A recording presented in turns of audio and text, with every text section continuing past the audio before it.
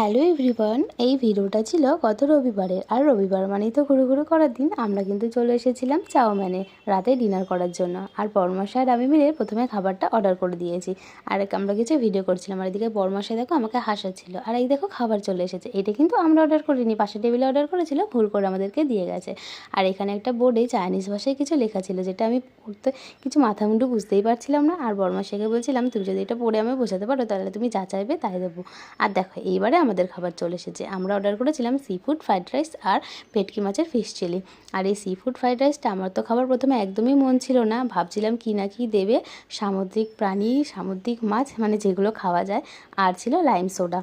তারপর প্রথমে খেয়েই দেখলাম ভালোই লাগলো খেতে। আর এইদিকে দেখো আমরা কেমন উল্টো দেশের মানুষ, আমরা সবার প্রথমে মানুষের স্টার্টার অর্ডার করে, এদিকে আমরা ভরপেট খাওয়ার পরে মনে হলো যে একটুখানি মাশরুমটা ট্রাই করে দেখি। এটা ছিল কিসপি চিলি মাশরুম, ফার্স্ট টাইম খেয়ে দেখলাম, ভালোই লাগলো। আর এদিকে ছিল মুখোশুদ্ধি। চলো ভিডিওটা ভালো